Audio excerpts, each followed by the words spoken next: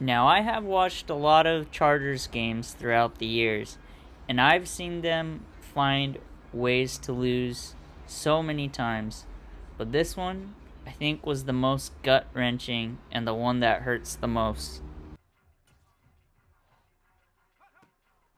Going into the playoffs, you end up with the 5th seed, but only being able to score 3 points in the second half, especially in a playoff game, probably won't win you the game. And that's exactly what happened to the Chargers. After spending money in the offseason to acquire J.C. Jackson, Sebastian Joseph Day, Khalil Mack, Bryce Callahan, and players throughout the draft, a first round exit wasn't what Chargers fans and the team expected, especially the team being able to overcome all the injuries that they suffered throughout. It's not all doom and gloom with the Chargers, though. As long as they got the quarterback Justin Herbert playing at a high level, they will be competitive year in, year out. Now, against the divisional opponents, the Chiefs, you got to beat the man to be the man. And so far, that has not been the case the past couple years. So that is a heavy obstacle that they will have to overcome in the upcoming year.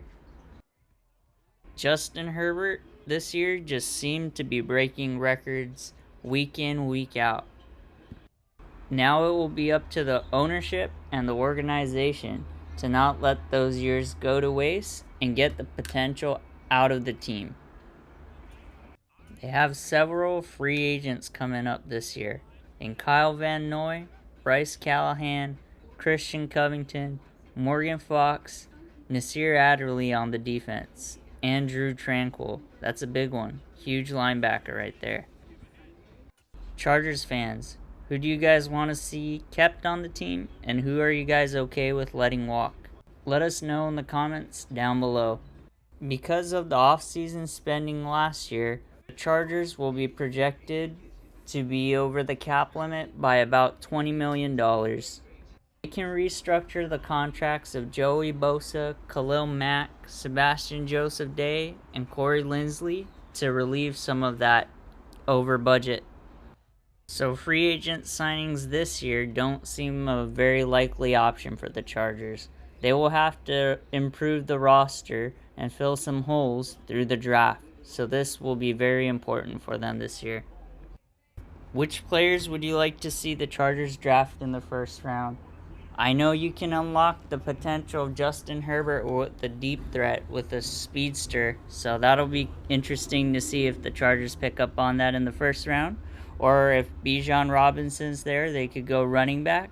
Or they could go Dalton Kincaid or Mike Meyer if those guys are available too. So plenty of options, and that'll be interesting to see. Now, Herbert will be entering his 4th year in the NFL, being a part of the 2020 draft.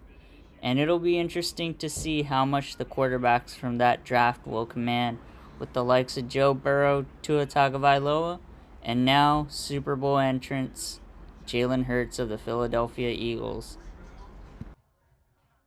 Who knows? Those guys could command $60-70 million. I don't know. That'll be interesting. They might reset the market again with the quarterbacks.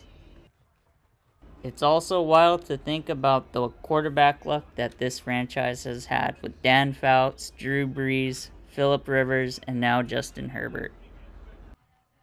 Now, I think this year will be a make or break year for both the coach and the GM of the Chargers, Brandon Staley and Tom Telesco. Brandon Staley, his first year was a little too aggressive, and this year was a little too conservative with the ball. And this year, it'll be important for him to find the perfect balance. And Tom Telesco, the GM, has to have a phenomenal draft and make it all click together, because their window's short closing with Herbert being out of his rookie contract in the next couple years.